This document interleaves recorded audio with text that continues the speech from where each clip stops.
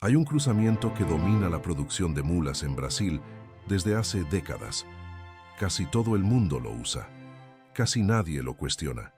Y la pregunta que muy pocos se hacen, si es realmente el mejor cruzamiento disponible o si simplemente es el que se instaló primero y se quedó, tiene una respuesta que incomoda a una parte importante de los criadores que llevan toda su vida produciendo exactamente de la misma forma. El patrón que nadie cuestionó no nació porque alguien lo comparó con todas las alternativas y concluyó que era superior. Nació porque funcionaba, porque era predecible, porque el mercado lo conocía. Y esas tres razones, que no tienen nada que ver con si el animal resultante es el mejor que podría producirse, son exactamente las que lo mantienen en su posición hoy.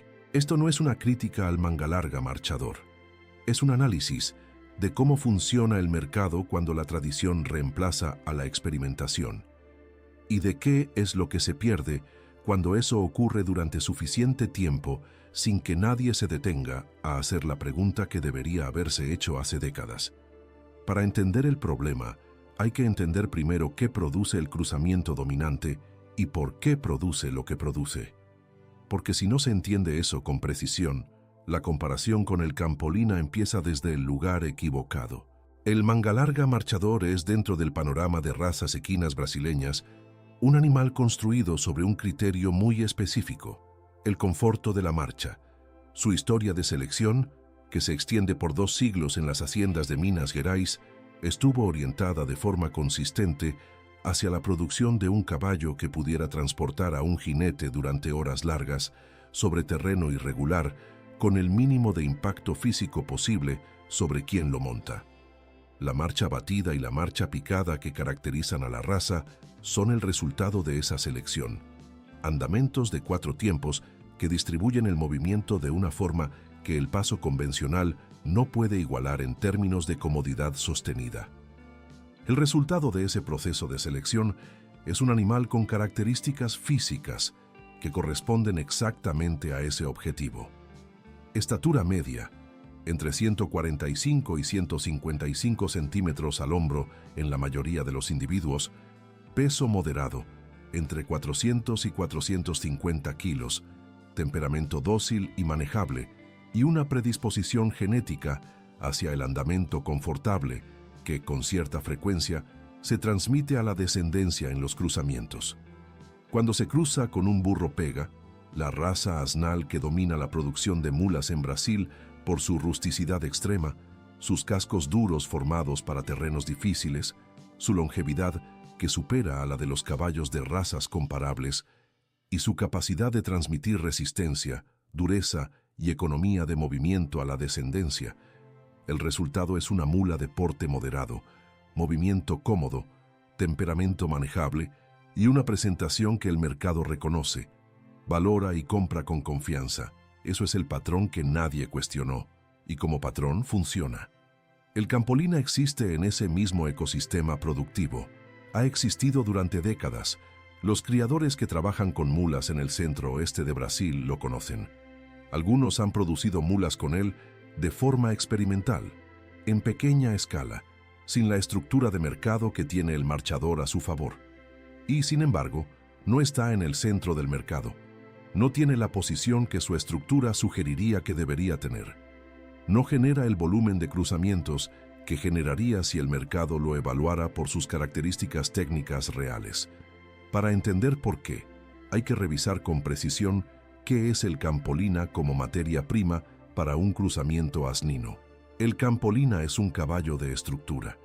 Las cifras son directas.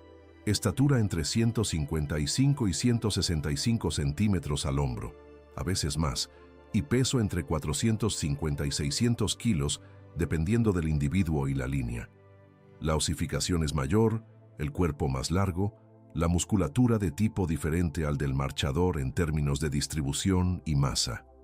Fue seleccionado con un criterio distinto al que definió al marchador, no principalmente para el conforto del jinete, sino para la función en campo abierto, para la fuerza sostenida, para el animal que sigue trabajando cuando las condiciones del terreno y la carga exigen más de lo que un animal más liviano puede dar. Cuando esa estructura se cruza con el burro pega, lo que se produce es diferente. Las mulas son más grandes, considerablemente más grandes en los mejores casos. Animales que pueden superar fácilmente los 160 centímetros al hombro y que tienen una capacidad de carga y de tiro que las mulas de marchador simplemente no igualan en las mismas condiciones. La pisada es más larga, la potencia de tiro es mayor, la resistencia para trabajo de alta demanda, carga pesada, terreno extremo, jornadas que no son de montaria placentera, sino de trabajo real con exigencia física constante, tiene un margen diferente. Eso es lo que el Campolina tiene para ofrecer en un cruzamiento asnino, y no es una oferta menor. Entonces, ¿por qué no está ahí? La respuesta tiene capas, y ninguna de ellas tiene que ver con la calidad genética del animal. La primera capa es la disponibilidad. El mangalarga marchador tiene décadas de trabajo de selección, de registro, de consolidación de criadores, de estructura de mercado instalada. Hay más eguas marchador disponibles para el cruzamiento que eguas Campolina. Hay más criadores que pueden proveerlas con pedigree conocido, con historial de producción documentado, con la predictibilidad que cualquier productor de mulas necesita cuando planifica su temporada. El criador que decide usar marchador puede hacer esa decisión con información disponible, con referencia de resultados anteriores, con un mercado comprador que ya conoce el producto. El que decide usar Campolina está operando con menos datos, menos escala, menos red de respaldo, más incertidumbre en cada etapa del proceso, desde la selección de la yegua hasta la venta del animal resultante. Eso no es un problema genético, es un problema de infraestructura comercial, pero en la práctica produce exactamente el mismo resultado.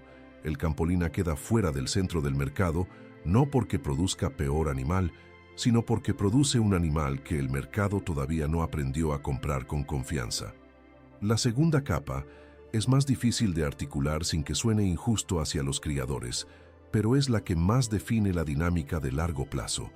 En la producción ganadera, y la producción de mulas no es diferente a cualquier otro ramo dentro de esa lógica, las decisiones no siempre se toman en función del mejor resultado técnico posible. Se toman en función del resultado más seguro de obtener y más fácil de vender. Esa distinción es crítica. El criador de mulas que usa marchador sabe lo que va a tener al final del proceso. Sabe el tamaño aproximado que va a tener el animal. Sabe el andamento que es probable esperar. Sabe a qué precio lo puede vender, a quién, en qué feria, con qué argumentos. Tiene referencias de criadores que hicieron lo mismo antes que él y que pueden hablar de los resultados. El que usa Campolina no tiene toda esa red. Produce un animal diferente, más grande, con características distintas, y tiene que construir desde cero el argumento de venta en un mercado que todavía no tiene internalizado el perfil de ese producto. El mercado raramente recompensa al diferente, no porque el diferente sea peor, sino porque el diferente exige más trabajo de convencimiento, más tiempo de posicionamiento, más disposición a aguantar la incomodidad de ir contra el flujo establecido. Pocos criadores tienen esa disposición cuando la alternativa convencional funciona bien y paga bien. Hay algo que vale la pena desmontar, porque aparece frecuentemente en las discusiones sobre este tema, y que cuando se examina con precisión resulta no ser del todo correcto, o al menos no correcto de la forma general en que se formula. Se dice que la mula de Campolina es menos confortable que la de marchador, y en términos de comparación directa del andamento, hay algo de verdad en esa afirmación. El marchador tiene una predisposición hacia la marcha que está más refinada por la selección específica que tuvo durante décadas, y esa predisposición se transmite con cierta frecuencia a la descendencia. El Campolina también tiene marcha, es una raza marchadora, pero el foco de su selección histórica no fue el refinamiento máximo del andamento, sino la estructura y la funcionalidad en campo. Pero esa comparación asume que el conforto es el único criterio que importa, y eso es una simplificación que el uso real no respalda en todos los contextos. Mira, no todo el trabajo con mulas es montaria placentera. Hay contextos: carga pesada en terreno de sierra, arrastre en zonas donde los tractores no entran, trabajo en condiciones donde el tamaño y la potencia del animal determinan si el trabajo se hace o no se hace, en los que la mula más grande, más fuerte y más resistente tiene una ventaja funcional concreta sobre la mula más cómoda pero más pequeña.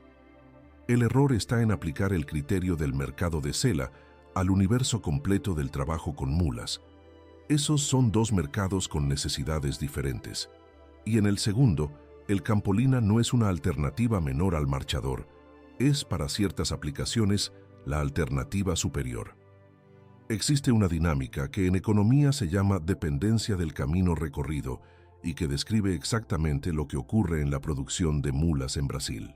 Cuando un proceso o un producto se instala primero en un mercado y genera una base de usuarios suficientemente grande, esa instalación temprana crea ventajas que no tienen nada que ver con la calidad intrínseca del producto. Crea infraestructura de soporte, red de compradores, conocimiento acumulado en los agentes del mercado y un costo de cambio para quien quiere adoptar la alternativa que va más allá del mérito técnico.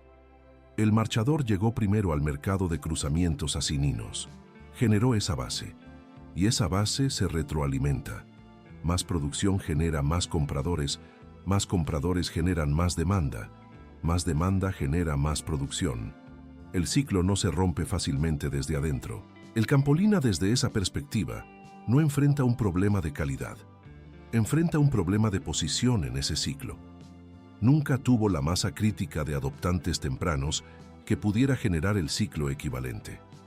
No tuvo el momento de instalación temprana que le habría dado la inercia que tiene el marchador. Y lo que eso produce no es evidencia de que el campolina sea peor.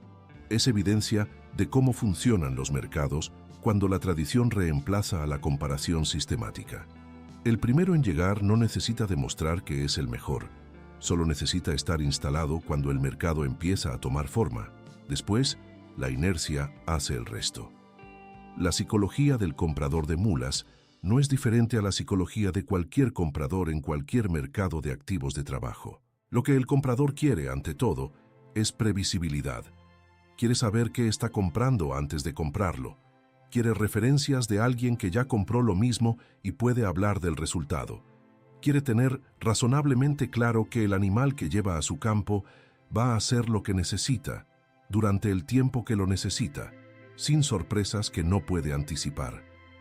La mula de marchador entrega eso, no porque sea objetivamente superior en todas las dimensiones, sino porque el mercado la conoce con suficiente detalle como para que el comprador pueda hacer esa evaluación con información disponible.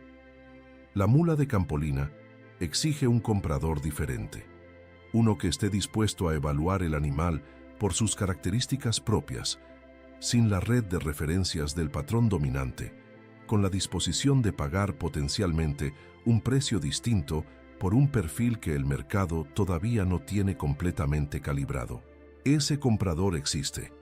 Y lo que me parece más significativo de todo esto no es que sea poco frecuente, es que las razones por las que es poco frecuente no tienen nada que ver con si el animal justifica o no la decisión de comprarlo. Son razones de información, de red, de ecosistema comercial, no de calidad del producto. Y esa minoría compradora es menos frecuente en el sentido que importa para el ciclo de producción, y su menor frecuencia es exactamente lo que hace que el ciclo de producción del campolina no alcance la masa crítica que le daría la misma posición de mercado. El ciclo no se rompe desde afuera. Se rompe, si es que se rompe, desde adentro, con criadores que deciden experimentar y compradores que deciden confiar en ese experimento. Y ahí está el núcleo del problema. El mercado no está seleccionando en función de qué animal es mejor para qué tarea. Está seleccionando en función de qué animal genera menos incertidumbre en el proceso de compraventa. Esas son dos cosas completamente diferentes, y confundirlas produce exactamente la situación que describimos. Si uno se para a mirar este panorama con la distancia suficiente, lo que emerge no es una historia sobre cuál raza es mejor. Es una historia sobre cómo se consolidan los estándares en mercados donde la información comparativa es escasa. donde la tradición tiene peso gravitacional real y donde el costo de salirse del patrón dominante recae sobre el individuo que se arriesga. El manga larga marchador no está en el centro del mercado de cruzamientos asininos porque alguien hizo la comparación completa y concluyó que produce la mula superior en todos los contextos.